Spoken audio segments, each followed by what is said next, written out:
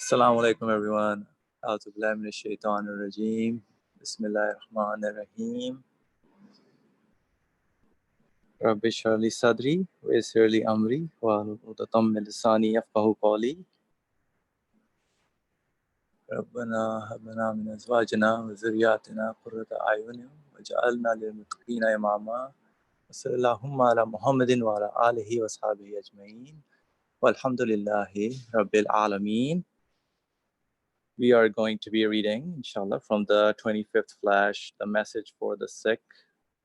Our topic is ninth remedy, and this is some of the remedies that the author is sharing with us based on his reflection on the verse, in the name of God, the merciful, the compassionate. Bismillahirrahmanirrahim. Those who say when afflicted by calamity, the word I think in the musibat or musibat in Arabic, but translate as calamities. So anything that something we are kind of perceive as not, or maybe disliking, or something that we are going through in terms of some that makes us worries or bothersome. So to God do we belong, and to him is our return, which is from the Quran chapter 2 verse 156. And then who gives me food and drink, and when I am ill, it is he who cures me. Quran chapter 26, verse 79 to 80. So we did discuss how the author is sharing many of his thoughts and ideas and the different remedies. The author has been highlighting a few things in terms of how one should realize when being struck by any calamity or sickness, or mostly sickness he's focusing on.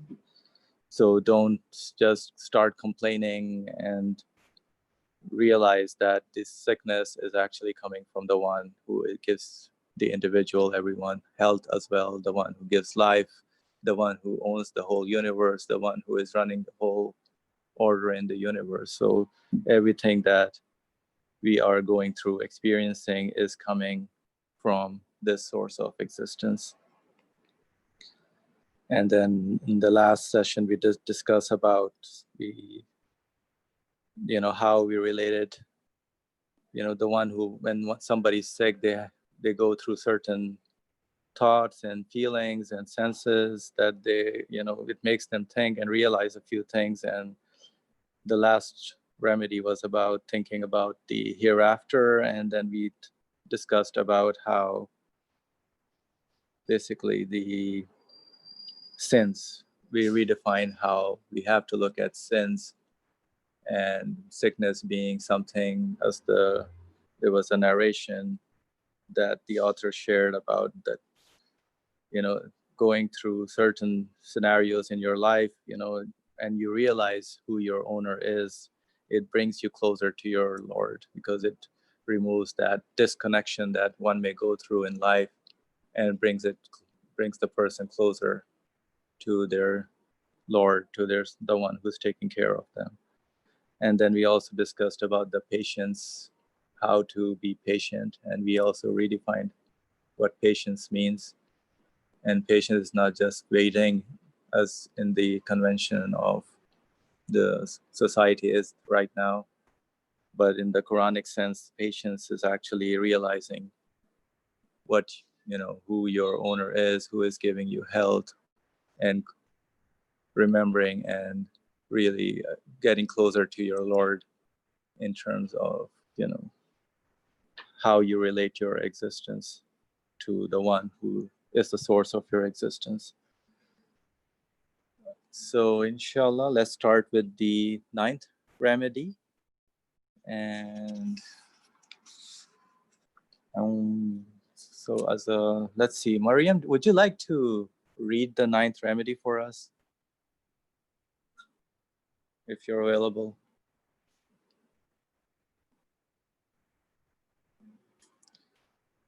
If not, oh, you said yes. Perfect.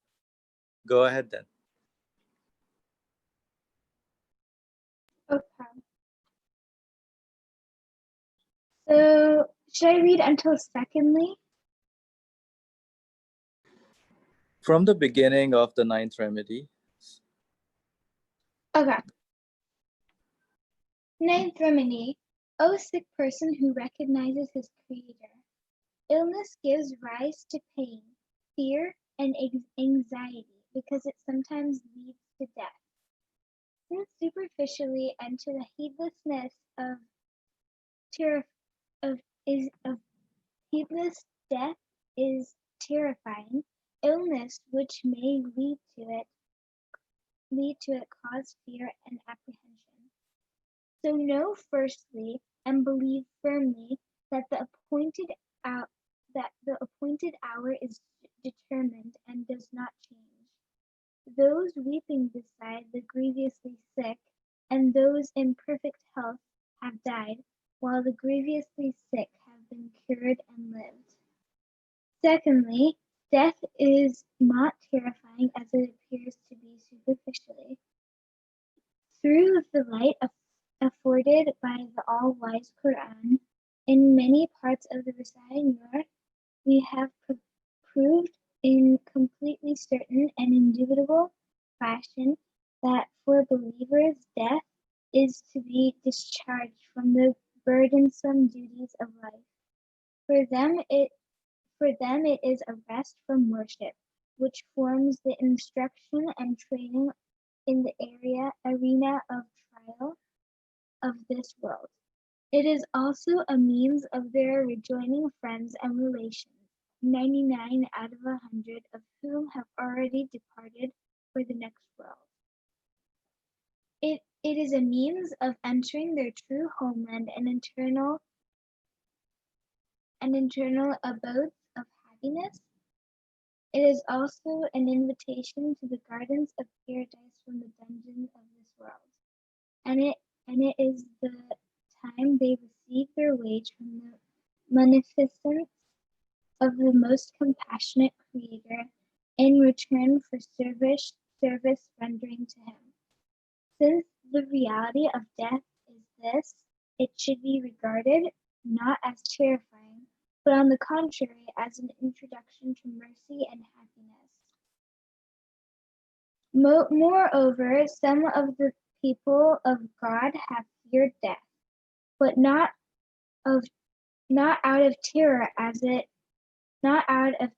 at it, but because they hope to gain additional merit by performing more good works with the duties of life continuing. Yes, for the people of belief, death is the door to divine mercy, while the people of misguidance, it is the pit of everlasting darkness. Wonderful, Mariam. Thank you so much. We'll go over from the first paragraph, but if you want to share anything that you would like to from your first impression, let's see if you have anything. Feel free to just raise your hand, and then we can see based on your comments, and then we can always, start over from the first paragraph. So is there any highlight you would like to share that you got from the first initial reading? Yeah, Mariam, go ahead. So I think what it's just trying to pinpoint is a person who connects with his creator shouldn't fear death, because death is just connecting, like just going back to your creator. So if you have a good connection with him, then you shouldn't fear it. But for a person who doesn't care much about the reason why they're here and doesn't want to connect with their creator, then they would rightfully fear death, because it's, like it said, it is the pit of everlasting darkness. It's like at the very last sentence of the ninth remedy.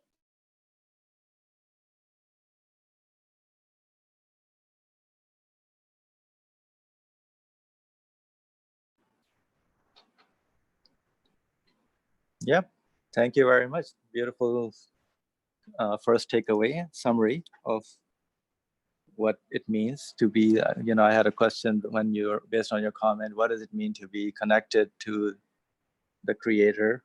So we can take that question also. And let's start with the first paragraph and see how he says, "Oh, sick person who recognizes his creator." So as a sick person, you mentioned the word about being connected to the creator, and death should not be feared because, okay, I have this connection. But I don't know, for me, I still feel sometimes, oh my God,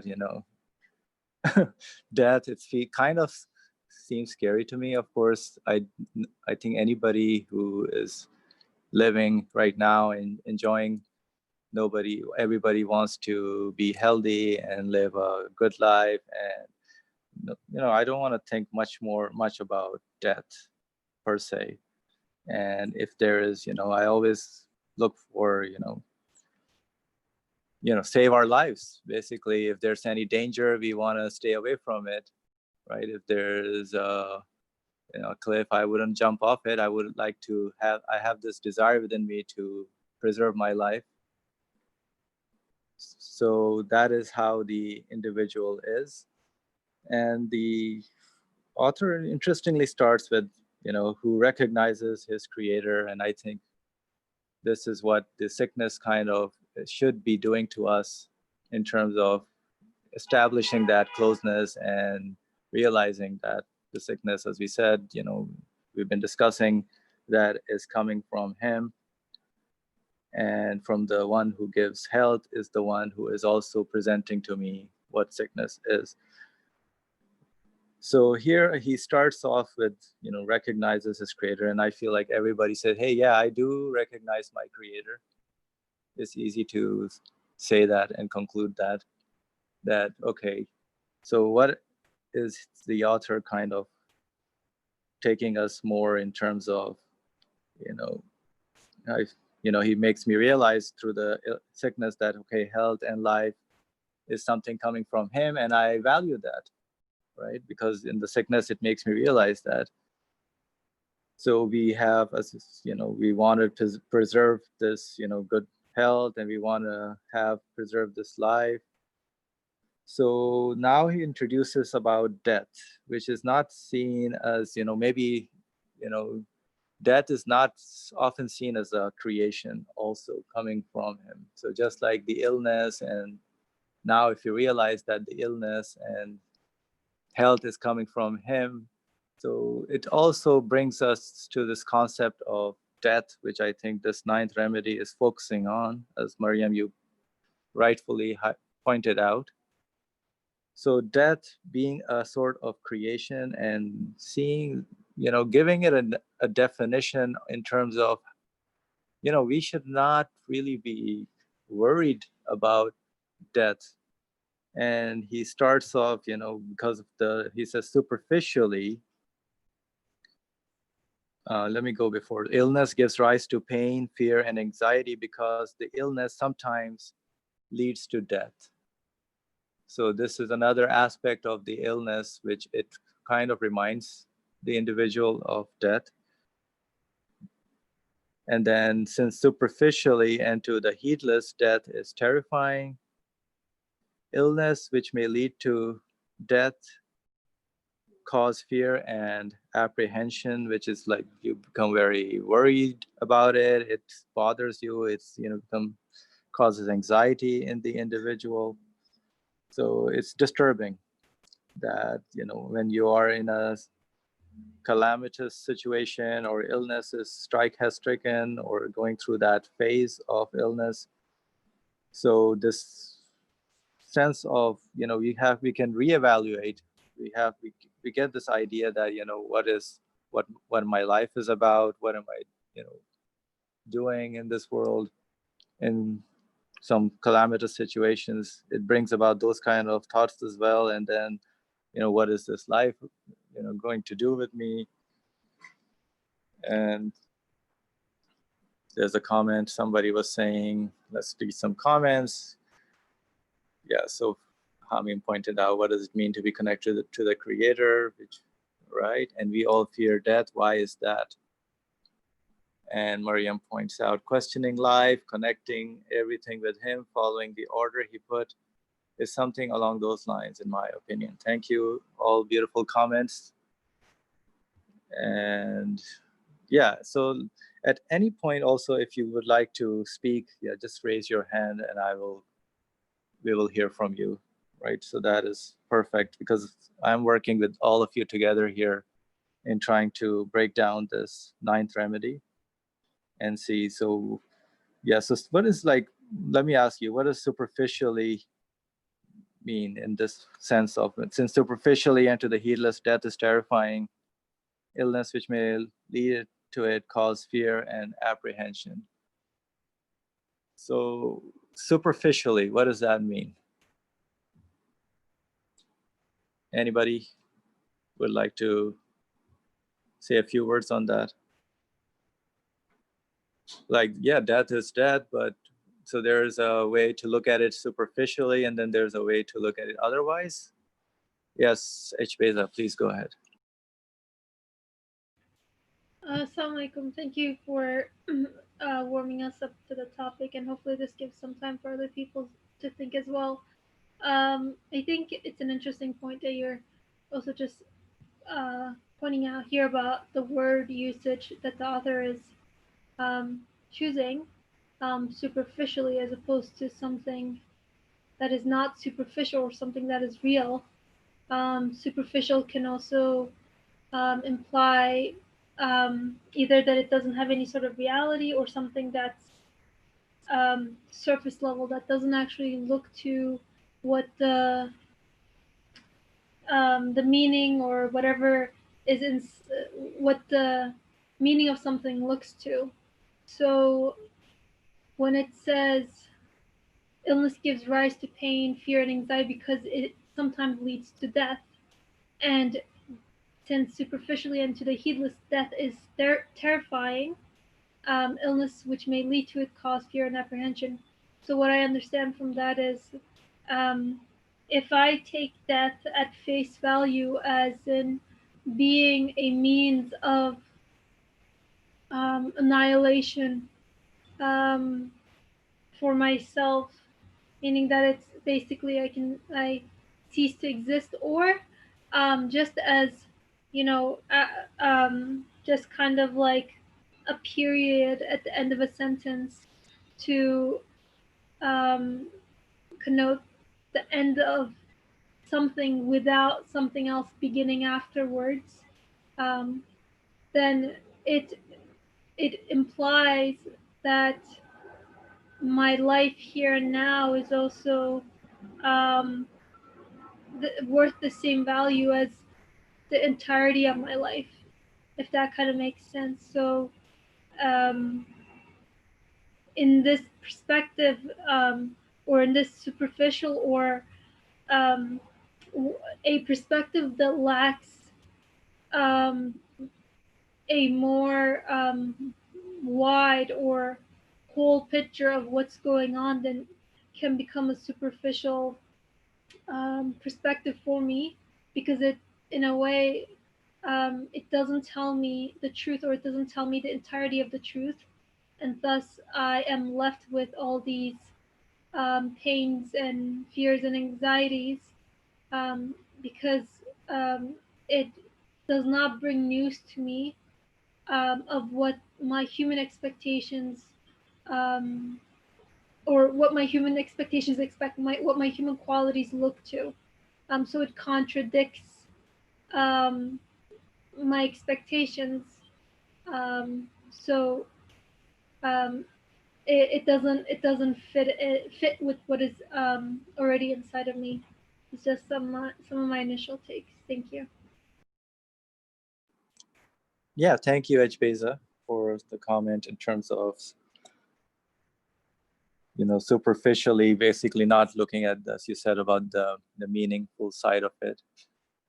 So at face value, one of the words you used, and also how the worldview that becomes, in terms of, we say, like, for example, if I look at from the creation, just look at the way how the creation kind of shows me in terms of my observation, but not going into, as you mentioned, about the meaning, or going into whatever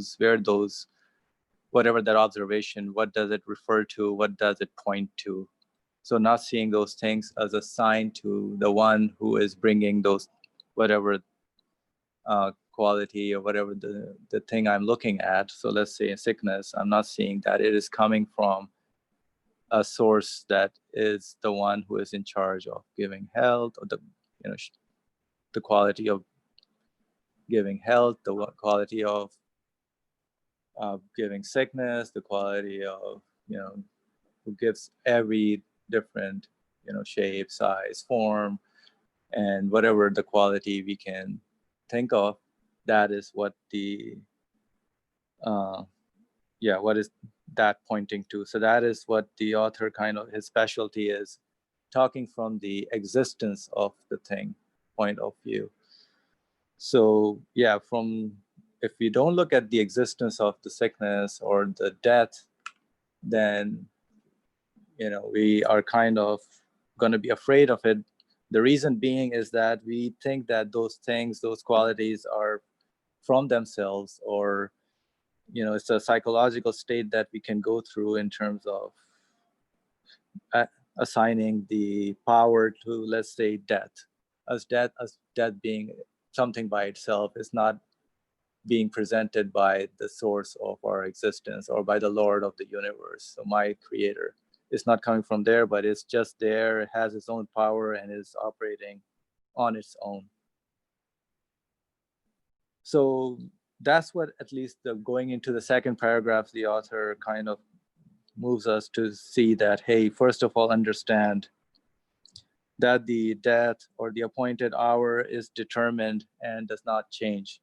So this brings us to, what is determined and does not change. What is the author talking about? So this is kind of highlighting the order that we observe in the universe. So everything is following a particular order. So we did not know, for example, if you look at our birth, did we know like this year and this month, hey, we're gonna be given birth? We don't know really. And the different stages in our lives that we go through, hey, I'm gonna be sick, we don't know all those things.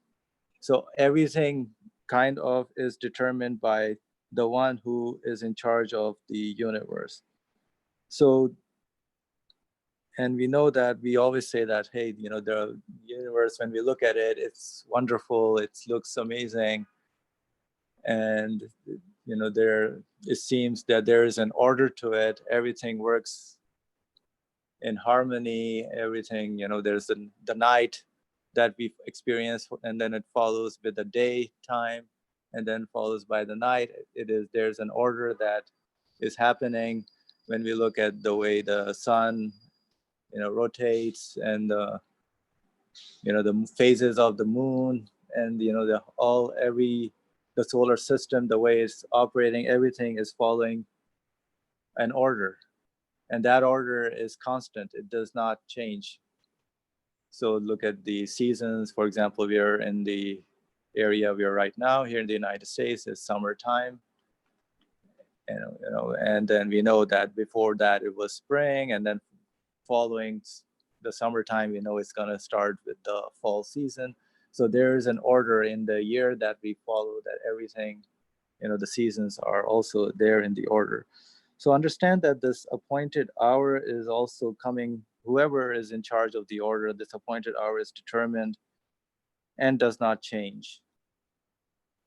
So would anybody like to comment on this does not change part? So the understanding this appointed hour is determined, it does not change.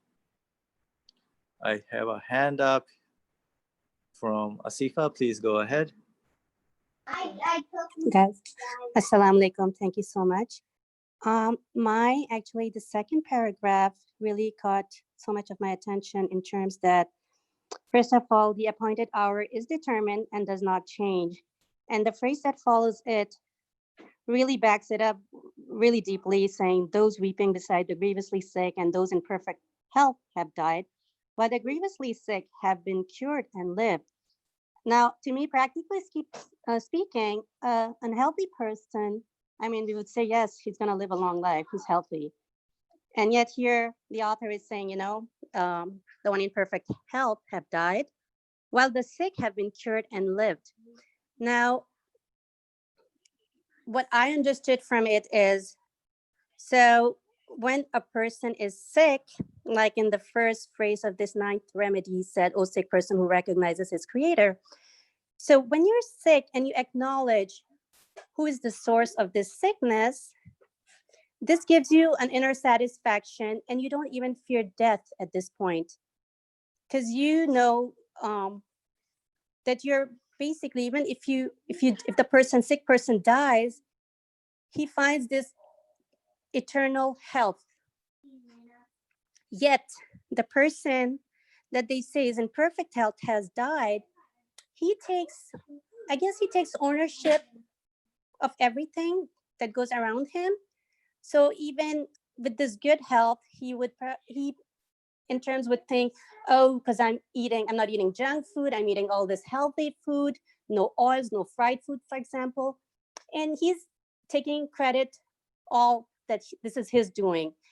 So he's not really questioning nor acknowledging who is the giver of all this and who is his source of existence. And in this term, even if he is healthy, but actually his life is pointless, useless. And I think, to me, this is when the author refers to as in perfect health have died. This is what I grasped from this paragraph. Thank you. Thank you. Very interesting, Asfa, for your comment. So the connection, or as you said, about realizing that your health is also given, and based on that realization, if you are really understanding that, but who, what kind of source this creation, the one who is giving you the health, what qualities the source possesses, then you kind of tie yourself to an eternal source, and then the sickness should not bother you, and any creation that you now are perceiving and observing should not bother you. So yeah, and then that's I think you understood you meant that is what the eternal point is, the connecting to the eternal source. So I know, Asfa, you have another point, so please go ahead, share that, and then we will go to the other hands up. Thank you. Thank you so much. Sorry, I forgot to mention when I said that what also caught my attention was the appointed hour. So after saying all that, I think the appointed hour also refers to the fact that everything is given, and the fact of thinking that, it is this specific sickness that caused a person to die is actually how you would speak it's how you would speak in a practical life, rather than connecting everything to its source, that the sickness is given, who is the sickness given from. Going towards that route would be much better. Sorry, I didn't mean much better, but I meant to say that when it says that the appointed time is determined and does not change, it's basically, it doesn't matter whether you're healthy or sick, your time to die is given. So nothing, not the health would cause you to death, not the sickness would cause you to die. That was all. Thank you. Thank you. Very nice. Alhamdulillah. Okay, Fariha, please share your comments also. So what Asifa was saying just made me remember how things are just a means here. Usually we say, oh, what is the cause of death? An accident, an illness, or time was up. I mean, these are just like excuses or justifications that we give based on our real life practical experiences here. But just from what I understand from the comment that Asifa you made is that, when we question the existence of something, how things are happening, we all know that the appointed hour is coming every moment. And so that is just another type of existence, a creation in itself. So, but these are just some of the excuses that we give ourselves. So things don't change to me is like the order. I think everybody else pointed out as well, and Mariam at the beginning also mentioned that, you know, questioning life, questioning everything, questioning that there's this perfect setup order. And then so when we question this, it cannot be happening haphazardly by itself. So then we conclude and recognize that the one that has brought me into existence here is giving me death. And just wanted to add that. Thanks. Thank you, Fariha. Now that you guys mentioned this particular sentence, the second sentence, those weeping besides the grievously sick and those in perfect health have died, while the grievously sick have been cured and lived. Yeah, I don't know exactly what the author kind of is hinting at, but I get a feeling, you know, he's kind of saying that because there's a benefit that you may not realize with being sick. And though those that are perfectly healthy, you know, everybody, you know that this life is not permanent in this world, in this universe. So, right. So now there is while the grievously sick have been cured and lived. So there's a purpose that the sickness fulfills in the human beings, you know, the conscious human beings, if they utilize their consciousness, their reasoning, their human side, in terms of understanding, you know, why is, you know, kind of what the sickness is, you know, bringing their attention to, because it connects you and makes you recognize the creator, as the author starts off with that first sentence. So one realizes that they belong to this creator who is, and you know, the one who is really treating them with the health that made them, you know, the individual might have just taken for granted, you know, never realized that this health is something of a gift that has been given for a purpose. So the ones weeping beside the grievously sick and those in perfect health have died, while the grievously sick have been cured and lived.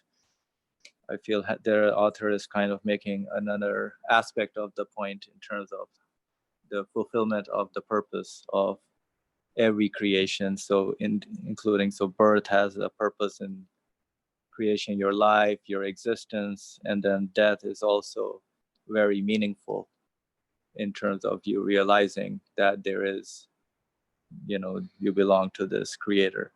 So I know there was some hands up and then they went down, and I would like to see if anybody would like to share any comment or say anything. H. Beza, please go ahead.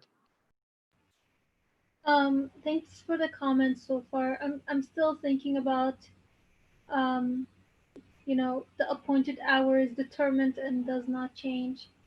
So as I've been kind of listening and reading this along with you, I'm thinking about, or I was questioning, how is it that my death being an appointed hour that is determined, and that doesn't change, free me from fear or cure me from my internal sicknesses, as in fear or anxiety about death. So my aim here is just to kind of share some of my thoughts, but I would appreciate if others chimed in and see what they had to say. I guess in being told, or what the author is kind of trying to imply here, and telling that the author knows, the creator knows the appointed hour, I guess by the source of existence, or my source of existence being the causer of the causes, necessitates that in his absolute nature, that he too encompasses absolute knowledge and power. So he knows when I will die, or when I will be given death. So the appointed hour, so the one who is bringing me into existence right now, must be a conscious absolutely powerful being, willing me to experience and exist as I am existing right now. And in this recognition, for me, it frees me from um, or lifts the veil of horizontal causes or causation for me, so that on one hand, I don't need to beg at the footstep of things within the universe. So I don't need to be a beggar in this sense, to the things in and of themselves within the universe that are just as needy and impotent and weak as myself. Um, and in also recognizing that this one who has this infinite knowledge and power and compassion, and who is taking care of me right now, here and now, and making me experience whatever it is that I'm experiencing, is a part of my personal syllabus or curriculum, um, as a part of a wise sort of training for me to recognize this very reality of my existence. So I guess what I've been able to take away from this appointed hour is determined and does not change, and how this kind of relates to these fears and anxieties that I find within myself in the face of death or sickness as it looks to death, is that again it reminds me, or so long as I confirm this reality that my creator knows or determines the appointed hour, my when I physically die, and this doesn't change, as in meaning that there's nothing within the universe, no horizontal causes that can um, affect or change the reality, because everything is within the grasp or knowledge or will of the Absolute One. It frees me from having to experience or beg the anxiety as a result of things that may happen within the universe. So, maybe not the best example, but statistically speaking, like I think car accidents and stuff like that are like one of the major causes of deaths in the United States and maybe other countries as well.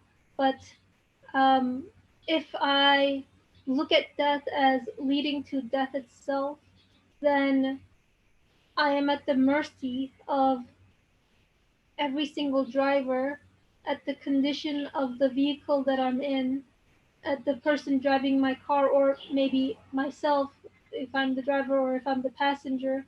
It doesn't really matter. Um, and that sort of anxiety or pain or fear um, will never be lifted away from me unless I never go inside a vehicle ever again. But it may still arise within me in different ways, because car accidents are not the only way to die, clearly. So this doesn't mean that I'm free from death or sickness whenever I'm in a vehicle, but rather in in feeling secure in the conclusion that that the one who is bringing me into existence is a conscious being, who has everything that is happening to me within his knowledge. Um, then this realization frees me from having to suffer from these sort of anxieties. I don't know, I kind of circled around my own thoughts a little bit, but this is kind of where I'm at right now. Thank you. Yeah, thank you. That makes perfect sense in terms of when the author says, believe firmly that the appointed hour is determined and does not change. So it goes into, as you were highlighting and sharing, understanding that the order is not belonging to the things themselves, but that the one who is the owner of the order is demonstrating all these the way the order works to me, to conscious beings, and my duty is is to recognize and realize, all these things are actually, coming from, part of the order, but the order is set up by him, and the results are his. They don't. I cannot be the doer, or anything cannot be. I cannot attribute. Should not. If I think about it, should not be. If I realize it. As HBS I was pointing out, giving power to the causes, or which is not something that makes sense to a reasoning human being. So is there any other comment on this appointed hour is determined does not change? I know there was a comment that was posted, so let's go to that comment. So Fariha says, bottom line, everyone is supposed to depart from here, no matter what your condition here is. So you may be the healthiest person, you may be the, whatever condition you are in, this life is something that is not eternal here. Although an illness may seem that this is it, but does anything of this universe really control the existence of life, of death? And she says, no, nothing controls the existence. So there is only the source of existence. So Fariha, would you like to add or speak to this? Just a take on the sentence that Asifa highlighted about, she said that the last sentence of the second paragraph backs up well the whole meaning of the appointed hour and how things don't change. So that's how, at least, I understood it in terms of what the author is mentioning here, that because everything is a message. You see somebody is sick, or it could be yourself, and it's all divine determining. There we go. But it's a message for everyone, like a personal message in terms of, what my reality is in terms of I'm not here forever. So just need to check in my case from all the messages around. And yeah, it's interesting that he sort of mentioned it like this in terms of those weeping beside the sick and those in perfect health have died, while the grievously sick have been cured and lived. So, everything is just, these are experiences, human experiences given to us. So just we analyze any case for ourselves. Obviously, nobody wants to be sick, and nobody wants their loved one to be sick either. And nobody wants to die either. Nobody wants their loved one to die either. But this is our human dilemma here. And we need to, like Mariam said at the beginning, we need to question all these feelings and all these experiences we find ourselves in. And the author is, I think brilliantly pointing it out here that just like, hey, focus in on what the order in the universe is. Every moment is departing, every moment you're dying. But yes, there is an appointed time that you see from birth until death, sunrise, sunset,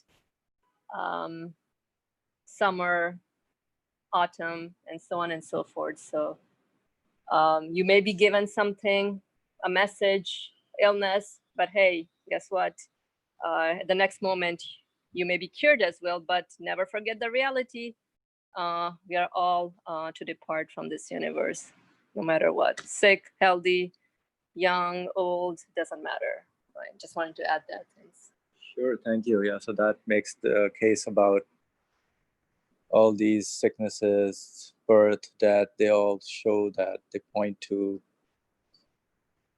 that they are determined by the source, by the owner. There's a sign of that whatever is happening in terms of the, let's say, the event of a sickness, that this must be within the knowledge of the one who is presenting, because he is the owner of the order and is the one who is, the one who gives me life. So it must be within his absolute knowledge going through that.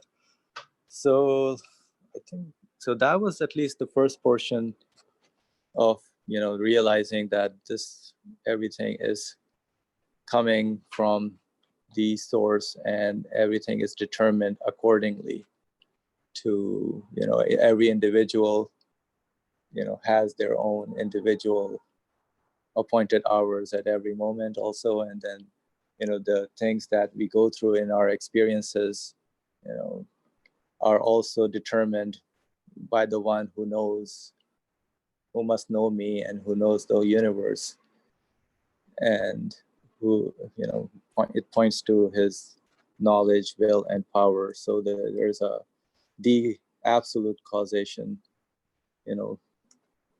as I understood it, that the appointed hour is determined and does not change. So the one who is my source is the one who determines everything and what goes on with me. Okay, so I think we hashed that pretty well. If there's any comment on the first two paragraphs, now's the time. So we're gonna dig into the secondly part of it.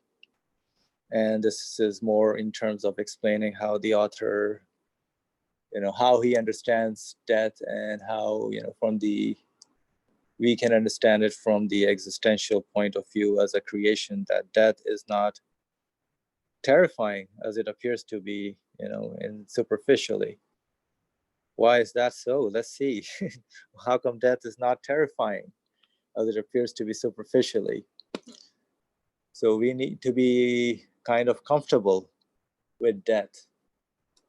So let's see how the author is gonna make us comfortable with death.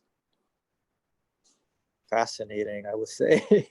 Okay, through the light afforded by the All-Wise Qur'an, in many parts of the Risale-i Nur, we have proved in completely certain and indubitable fashion, there's no doubt about it. So indubitable, the evidence that is presented shows that for believers, death is to be discharged. Death is to be discharged from what? From the burdensome duties of life. Interesting. So death is to be discharged from the burdensome duties of life. For them, it is a rest from worship. So you are resting from worship, which forms the instruction and training in the arena of trial of this world.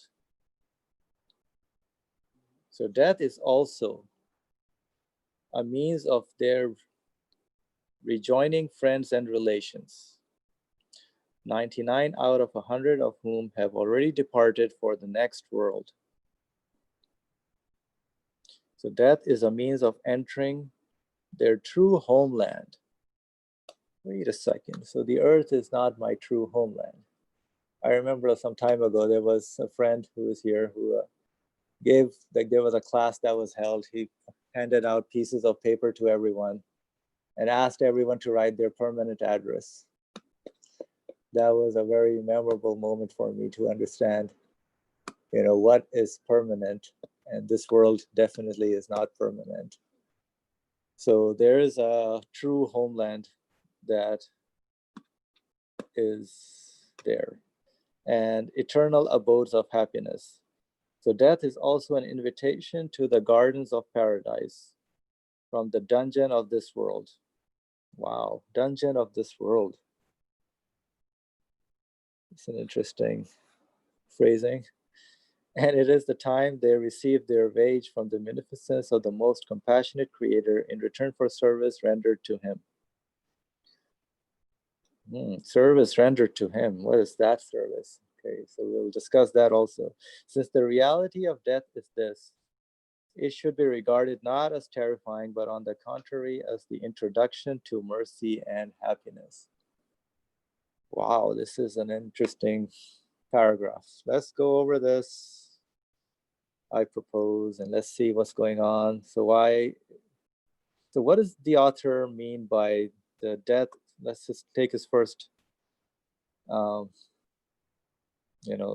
point about death is to be discharged from the burdensome duties of life. Would anybody want to explain what this means, to be discharged from the duties of life? And I think the second one also is related to it, that it is a rest from worship, which forms the instruction and training in the arena of trial of this world. So who would like to speak to that? So how do we understand being discharged from the burdensome duties of life? And I see Mariam's hand up. So Mariam, please take it away. I don't really know exactly how to phrase it, so it'll be a bit more confusing. But so compared, okay, so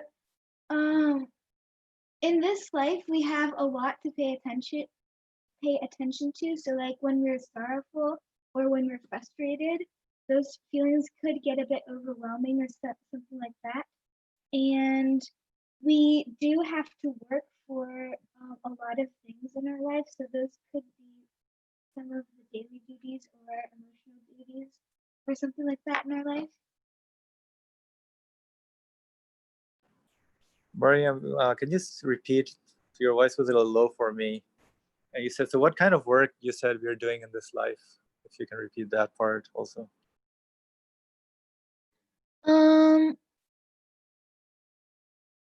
Like, can you hear me better now, by the way? Yep, much better. Okay. So like, we do have to work for a lot of things. So like, for example, college or something like that, we have to work for that. Probably most of you are already past college, but I'm not. But an example is college. You have to work for that, and so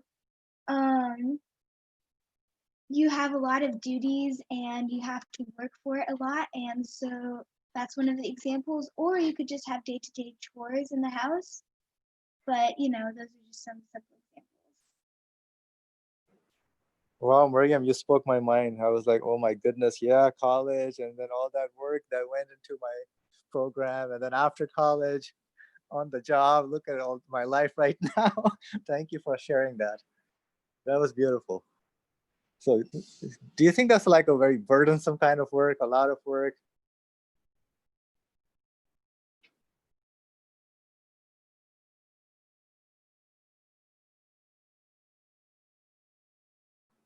Yeah, so Mariam has shared some comments, call it dum dum dum, whatever that is. Brother Ali, please, let's hear your voice. Thank you all. I have been hearing wonderful comments. I'm benefiting from them and learning. These burdensome duties of life. I think we have to start from how we see the universe and the order of the universe. It seems to be order of the universe is not changing. Yes, certain things are not changing. The way the things are brought into creation, into existence, is not changing. That is one thing. And another point that we have to bear in mind, there are some things that we don't know. Order of existence does not change, but within the order, there are a lot of elements that we don't know. That's why we call or we talk about car accident, airplane accident, whatever. Are they really accidents? From our perspective, We don't know the reason how the order was established as far as the result that I am seeing now in a car accident came out or created. We don't know the future. There are many elements in the order of the universe that we don't know. For example, I don't know what you are going to say next moment. I don't know what you are going to choose next moment. Although whatever we do and whatever we choose within the order, but according to our choices, the results change. And we don't know these changed results because we don't know the agent, not the creating agent, but choosing agent, what the choosing agent is going to choose. So the order will be realized according to the choice of the agent who is choosing. Free will, we call them.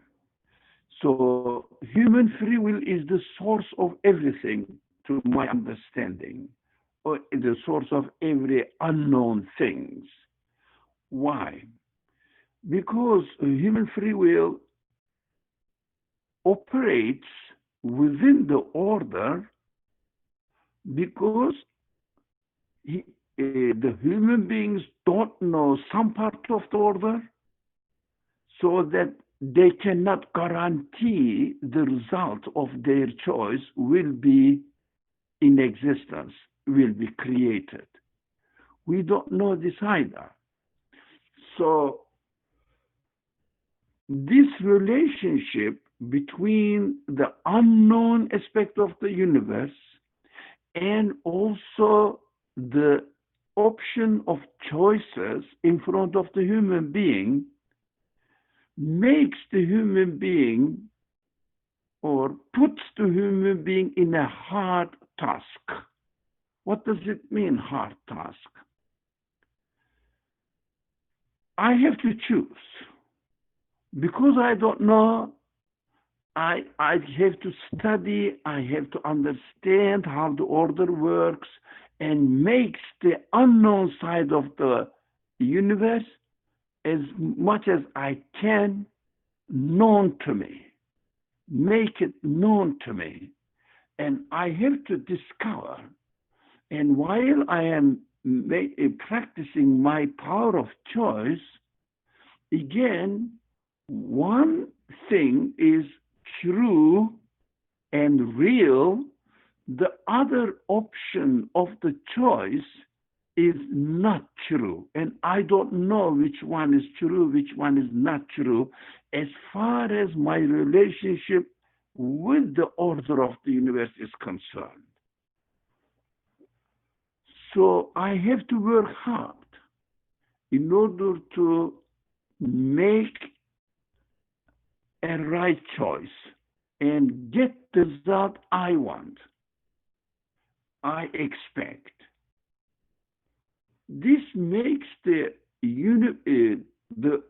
creation, my creation, a burdensome creation. This is the burdensome duties of my life.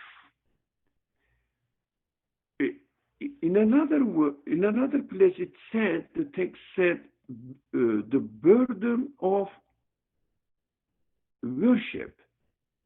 It was also aligned with this subject, burden of worship. Where is it? Can anybody find it? And Yeah, the next sentence, from the burdensome duties of life, for them it is a rest from worship. Rest from worship. Yes, a rest from worship. Thank you very much. What does it mean? Again, the same thing. A rest from worship. What is worship? That's an interesting word. What is worship? And it seems to be something burdensome, then we want to get rest from it. It means we want not to be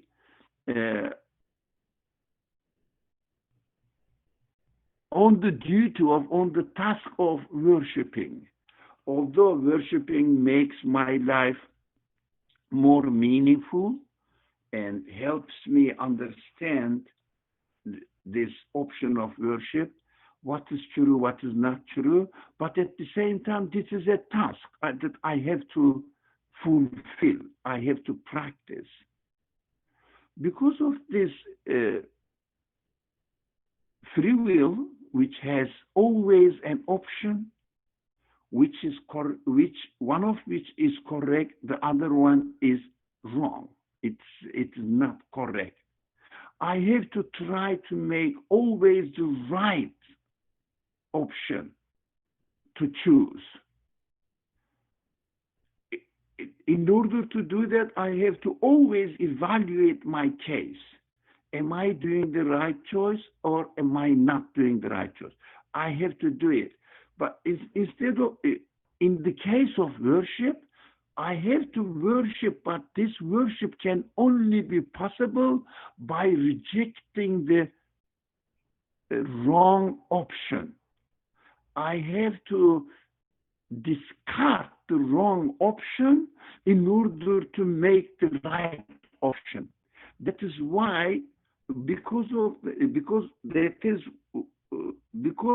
this nature of the choice, that I have to discard the wrong options and then make decision about the right option, so that the right option will give me the opportunity to practice what is the reality in front of me, what the reality is in front of me.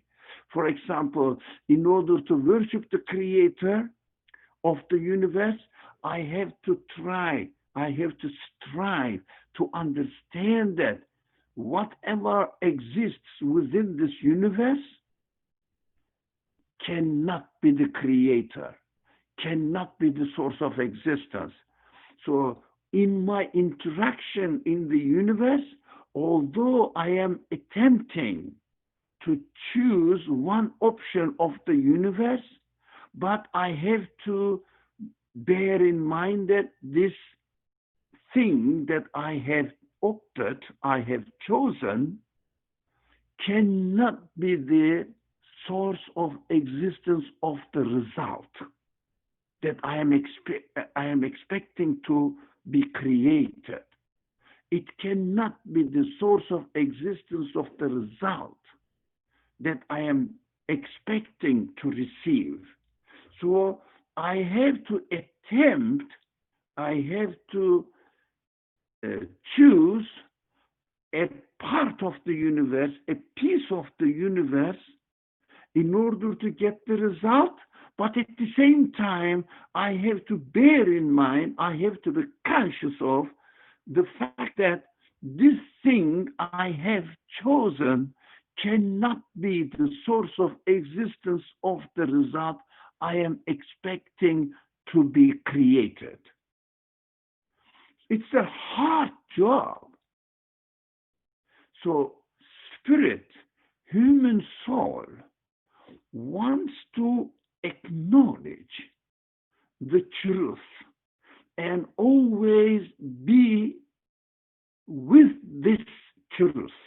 It means always acknowledge, my soul desires to always acknowledge who the owner of my being is. But I have free choice, and I am in the universe, and a lot of things are unknown to me in the universe, although theoretically I know that the universe is created within an order, but there are trillions, countless unknown elements in the universe, and I have to struggle to make the right choice in my interaction with the universe. Plus, I have to struggle to be conscious that whatever I have chosen is or cannot be the creator of the expected result that I want to get it. It is a heavy duty. That is why human soul says, human qualities say, I want a world where everything is clear to me and I have to make the decision always to choose the right thing. So I should get rid of the burden of going through all these alternatives and then trying to see what the best alternative is, so that I will be free from all this troublesome burden of the world, which the soul really yearns for this, to be with the truth, never deviate from the truth, and always be together with the truth. That is what we expect in the next creation, because that is what we need. We are created with this need. The one who created with this need, he is promising that he will give me a kind of creation where I should not be involved into all these burdensome conditions of existence. That's what I understood from this very difficult text. Thank you. Alhamdulillah, thank you, Brother Ali. That was very enlightening, Alhamdulillah. So there are some comments. Faria, would you like to speak to them? Thank you. Okay. Pretty much along the lines of what Brother Ali said. So what I extracted briefly, very briefly, is the burden side of things. What is it? What is burdensome for the human being? It's nobody wants to do chores, just like Miriam was pointing out. So the chore of the human being is really the human responsibility of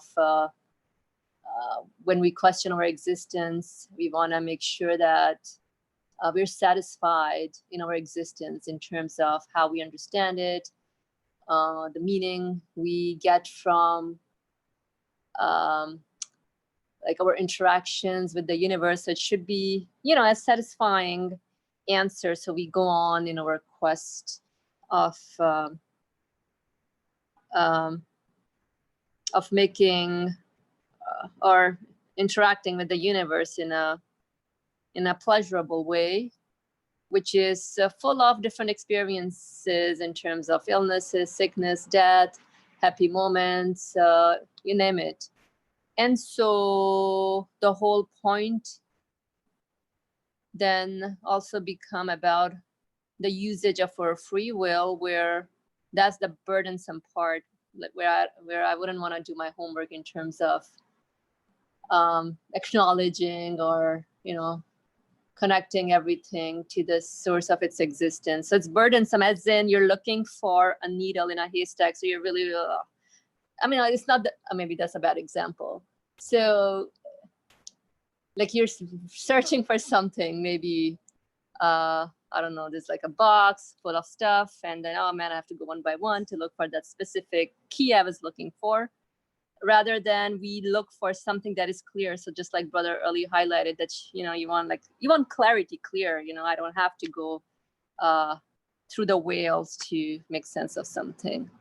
So that was how I took it. And yep, Miriam says, yeah, that's great. Yeah, so the other part was about the unknown part of the universe. So the order that operates does not change, and I like the part about the unknown aspect of the universe, which is, in our lives we don't know many things, and which is where our free will, based on the choices that we make. Of course, we struggle with the choices because we always look for health, we look for happiness, we always look for the goodness to come out as a result. But the thing to realize is that the result, there is not my making, or is not something from the universe, but it is presented, it is given from the one who owns the universe. And this struggle of the using of the free will in order to obtain the desired result is what's going on, like, which is something, because we cannot give existence to anything. As we have to realize that we are created individuals, we are the ones who are actually being presented and are the ones who are needy. So all those, unknown aspects, I don't know what tomorrow holds for me. And the example Brother Ali gave was amazing in terms of we don't know what the next comment would be about. So I don't know what Asfa is going to say. She has her hand up. So Asfa, let's listen to you, please. Oh, thank you so much. All the comments were very, very helpful.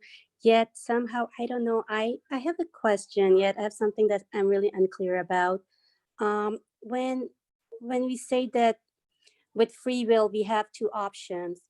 So one is correct, one is, incorrect, is wrong, basically. So the result from the wrong choice, the wrong option, what is that the source? What is the source that actually results in this wrong option? Not sure if my question is clear, but let me know if it's not. I'll try to rephrase it then. Thank you. Yeah, Fariha, you want to tackle it, please? Go ahead. Okay, so what I understand from what Asifa said is that when I'm choosing what may seem to be a wrong option, I'm given opportunities in this universe, so I just make choices. And so anything that I'm choosing, I'm just following the system, I'm just following the order, but the result is created not by me, but the one that brings things into existence. So it's upon me when I realize that, hey, this is a wrong choice, but I chose it, and so the result is created, and that's it. So an example would be, for example, we're sowing chickpeas, all right? So we put the seed in the soil, water it, and that's all we're doing and expecting for the result to be created. But let's say instead of putting water, I'm putting orange juice or something else, or I put too much water, yeah, that's right. Then it rots, right? So my choice was wrong, but now I discovered the order. So, well, hopefully that also let us know. Asa, you can please clarify if you have wanted further ask. Yeah, go ahead. Okay, thank you. As I was listening to Faria, thank you so much. I kind of understood when she said everything has been put in an order. So I'm going to try to explain how I understand it now. So with free will, we have an option. There's a correct option, then the second one is the wrong option.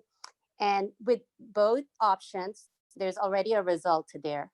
So correct one has its own results, wrong one has its own result. Now what we do with our free will is pick the correct one or the wrong one.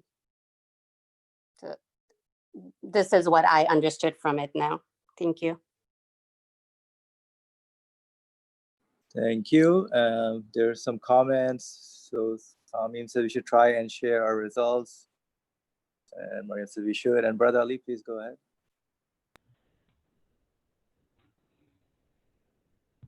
Asfa's question is everybody's question, and it is maybe as old as the human life on earth. I understand that we are not able to grasp the real nature of our soul. It means what makes us a conscious human being. It's so complicated, so sophisticated, so perfectly arranged. So in order to understand the human free will, we understand that there is an agent using the human free will. This understanding makes everything complicated and also difficult to digest, to learn, to understand. There is no agent separate from the human free will. Human soul is one unit. In order to understand what I am trying to say, I have to give some other examples. For example, human beings are given the desire to see. Here we are.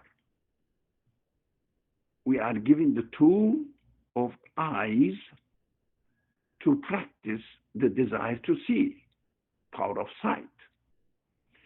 That is what we are. There is no me and plus the desire to see external to my being. Desire to see is me. Desire to hear is me. Desire to taste is me. That's what I am. There is no one agent plus desire to see, desire to hear, desire to touch, desire to learn. No, these qualities all together makes me. If we understand this, as far as I can try, I could try to solve this problem of free will. If we understand that all these human feelings all together is me. Do we understand this much? If we do, it's easy to the rest. The power to see is me. The power to hear is me. The power to choose is me. There is no free will, and behind it, an agent. That is the mistake in our perception of this problem, that who is using the free will? Free will is me. The nature of the desire to see is seeing. The nature of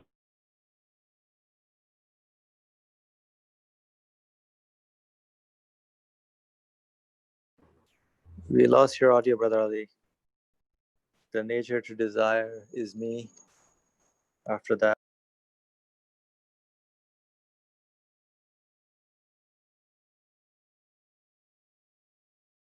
is me. Not necessarily that I am inferring here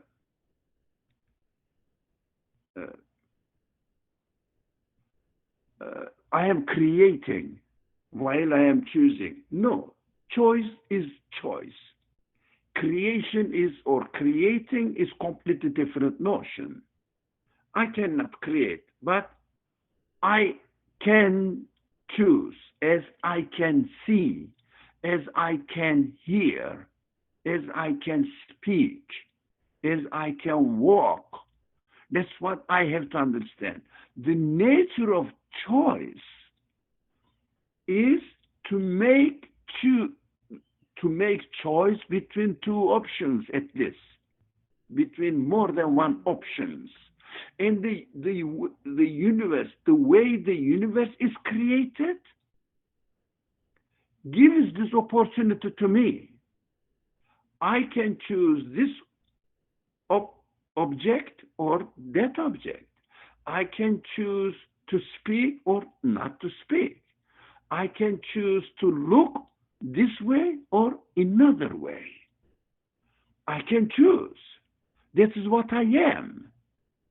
But consciousness, human consciousness, is aware of what it is seeing, what I am seeing, what I am speaking or not speaking, what I am choosing.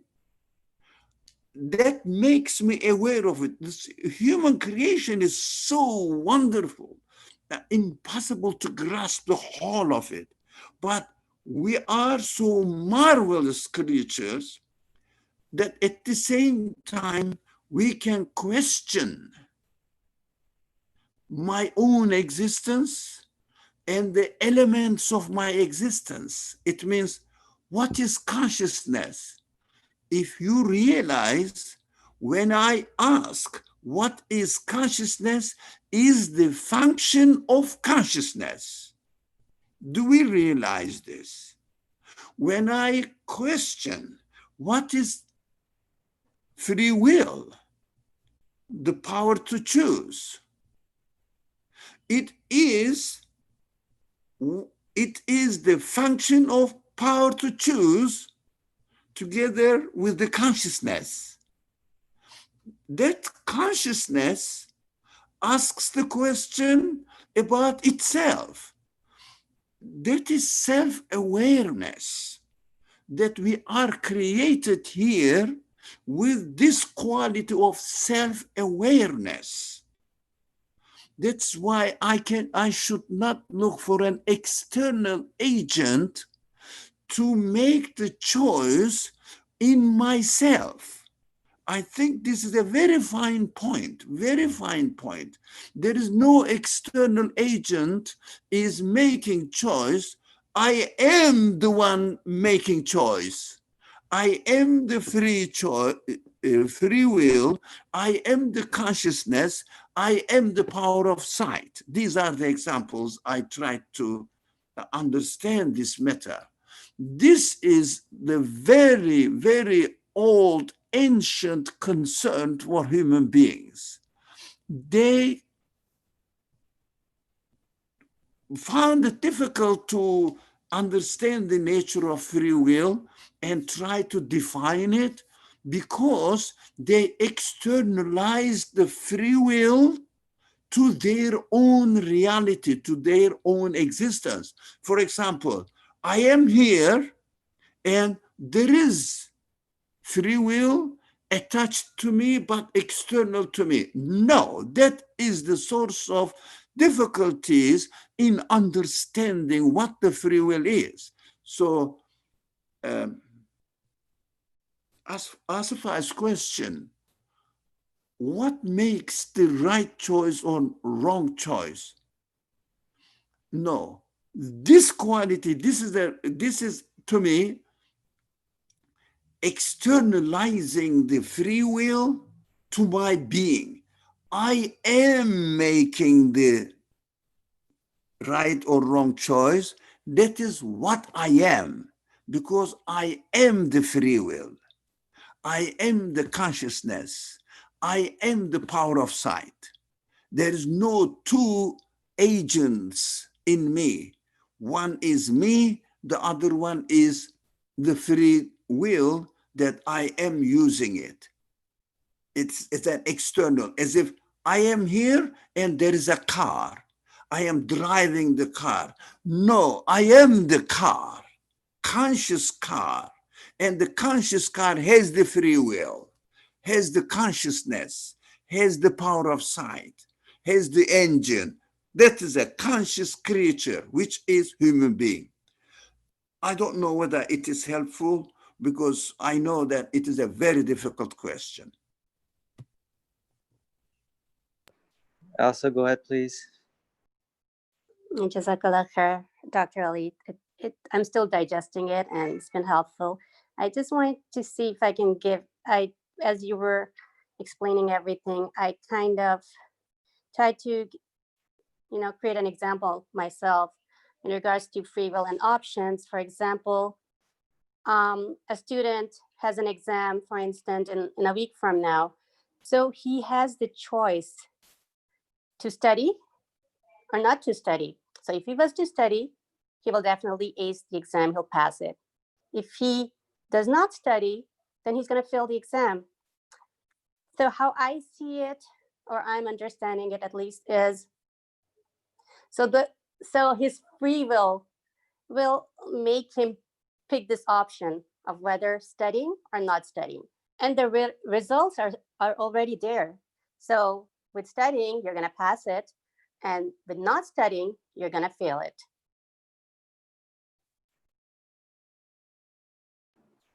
Yeah, thank you, Aspa. So that choice is basically the one who is making the choice is the individual. So the consciousness and free will, power of sight is what constitutes the human being. And Brotherly, please go ahead. So just a quick reply to Asfa's attempt to explain and understand the matter. The result of the choice is not the question.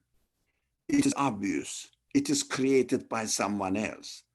It is the creator of the universe is giving existence to it. But our duty is to understand that there are no two elements in it, in this matter.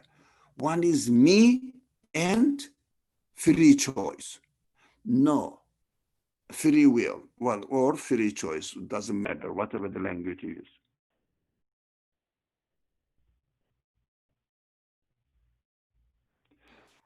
Oh, so there are not two elements.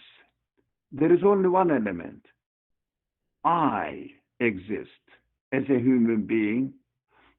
I means free will, consciousness, power of sight, whatever. You can continue. You can list every human quality is there. That is what I am. After choosing, the result is up to the creator to create it. But we are talking about who is making the decision. It means who is using the free will. If you like, I am the free will, and I am the free will, and I practice the free will as a part of my existence. That is an important point to notice. The result is the result. That is something else. It is another subject. So free will brings my creation in this world is really burdensome because I have to practice the free will in my interaction with the universe, most of which is not known to me. So I have to struggle, which is the right, which is the wrong. That is why this word is burdensome. When we get the result, it means the end of our existence in this world, what my own being desires is called paradise. It means without being burdened with the making decision, whatever I want will be given. And always I will do the right choice in paradise.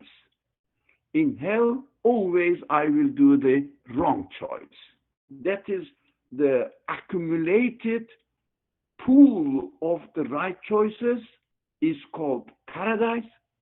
The accumulated pool of the wrong choices is called hell.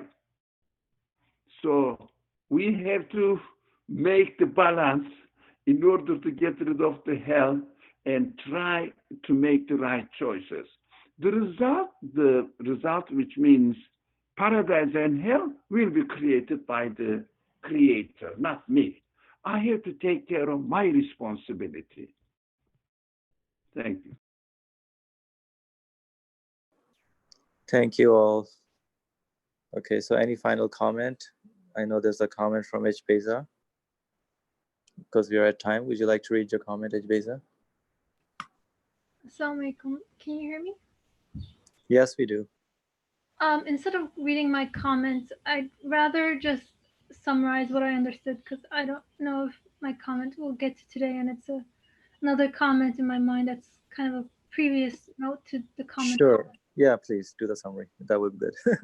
So with the example that Asfa had said about a student choosing to either study or not study for an exam, what I understand Brother Ali to be arguing is that the burdensome part of life is that I don't know the entirety of the order of the universe in its fullness. So if I study and I do not ace the test, that is because I don't know all of the full aspects of the order. That's what I understand from his argument, and he can correct me if I'm mistaken. So if I don't study, having said that, if that understanding is correct, if I don't study, then clearly, then I'm not following the order of the universe. So I am likely to fail. But even if I don't study, I might still pass too. So I don't see a one-on-one correlation between knowledge of the order and the result. That's one aspect. But I do see the point about, I guess, not having full knowledge of the order being a sort of burden for me. And the point that he was making so with the example in all four cases where if I study and I pass, or if I study and I fail, or if I don't study and I pass, or if I don't study and I fail, in any of those cases, the argument was also that my free will is not separate from what makes me me. Faria says, please study for your exams. Yes, I'm not saying don't study, but I'm also saying it is possible to pass without studying.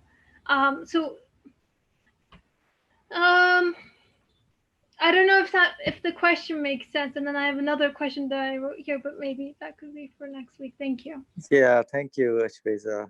I think we will leave it for next week. I think there's a lot of questions I think that we need to discuss. So let me just clarify a little thing from what I understood also. So Brother Ali's argument or his comments were on like not highlighting mostly the result. I think we understood that the result is not our responsibility. We understand that the result is created by the one who is the owner of the universe. So that's a different aspect. But my responsibility is to understand who I am, what my responsibility is, and I am my consciousness. I am my power of sight. I am my free will. So everything is that, there's no separate me and then something else as my power of choice, but they are all within me. That's what the point, at least I felt he was making. But I think it's we can go on maybe next week if everybody is okay that we can continue with this next week. Just put a coffee cup or something so that we can, it's when one of those, like icons, then we can continue that. So yeah, so if you want to continue with the 9th remedy, then we can continue. Coffee cup is a good option. And then of course, Mariam, we will read her notes before we close. So Mariam, please go ahead with your notes. Okay. So my first note for the 9th remedy this week is patience is realizing who your owner is. If you have a good connection with your creator, you shouldn't fear death because death is only going back to him.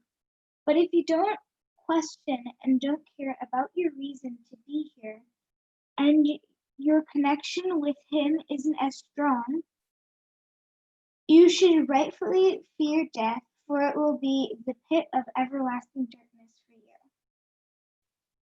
If a sick person dies, he finds eternal health, while if a perfectly healthy person dies, they don't understand the importance of health, so they might be called perfectly healthy, while he doesn't understand what is given to him. My Creator appoints my day of death, and there is nothing that can change it. The one who is my source is the one who controls everything in this universe. Death is to be discharged from the burdenous duties of life. Everyone is in need of him. Right choices are called paradise. Wrong choices are called hell. You are building your paradise or hell here. So every bad choice builds a bit of your hell, and every right choice builds a bit of your paradise. And that was my last note. Thank you very much. I love your last note. The right choices is what makes paradise, and the wrong choices is what makes hell. Beautiful. Thank you for the conclusion. So inshallah, we'll continue next week with maybe the ninth remedy, the second half of understanding maybe review a bit how we tied the burdensome duties being the human free choice that comes into play in our decisions, and why is the world a dungeon, why is using that language, and how death becomes the invitation to the gardens of paradise.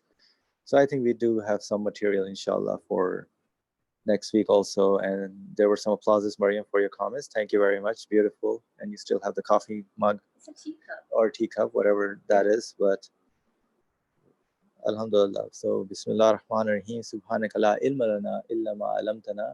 Innaka anta alimul hakim. Wa akhiru dawahum alhamdulillahi rabbil alameen. Thank you, everyone. Appreciate it.